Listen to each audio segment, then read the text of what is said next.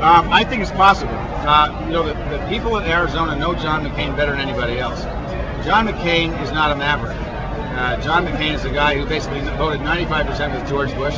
He voted to spend ungodly amounts of money that we don't have. He ran up the debt of the United States of America. This guy is not a conservative. He's just an opportunistic politician. And he served his country well. He's a brave guy, but he just doesn't belong in politics. We have enough politicians like that we don't need any more, like George Bush. Arizonans know that more than most. So we're in contention in Arizona. We've got a great Democratic Party in Arizona. They're very well organized, one of the best in the country. A great Democratic governor. People now know that it's okay to vote for a Democrat in Arizona. Honestly, Arizona is the only state, because it's partly libertarian, that turned down the anti-gay stuff that the Republicans are putting in all over the place. Not because they like gay marriage, but because they don't think it's any of the government's business. And the Republicans have become the big business, big government, get in your personal life party. And the Arizonans don't like that either. So I do think there's a chance that we can carry Arizona. It's not on our list, but there's a lot of grassroots stuff going on.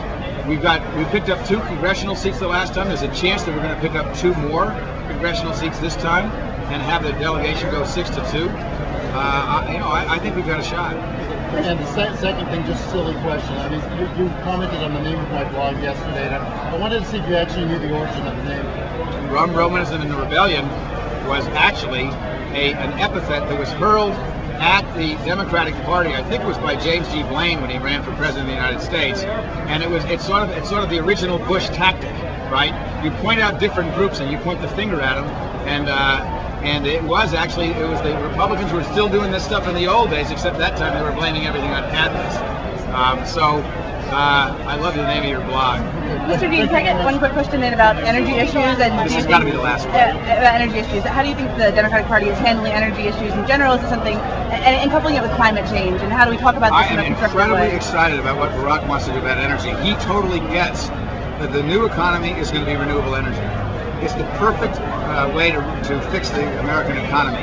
And it's happening now because the Democrats insisted on tax breaks for people who put in solar. Right now, let's leave aside all the good people, environmentalists, right? Big corporations like Walmart, not generally associated with the Democratic Party, because of the tax breaks, are putting on their flat roof thousands and thousands of square feet solar panels, making deals with power companies. So this is not rocket science. All you got to do is have the will to make it profitable for the private sector to invent ways of doing renewable energy. We'll create hundreds of thousands of jobs, and those jobs have to stay in America. The new American economy is IT, it's finance, and it's renewable energy. As you probably know, 200 square miles of desert with solar panels, could provide all the electricity used by the entire United States of America. Now, it's obviously impractical to pave over 200 square miles of desert with solar panels, but you can imagine doing that. And also, we believe, of course, that if you locally generate, you don't have to have the kind of transmission problems that we sometimes have.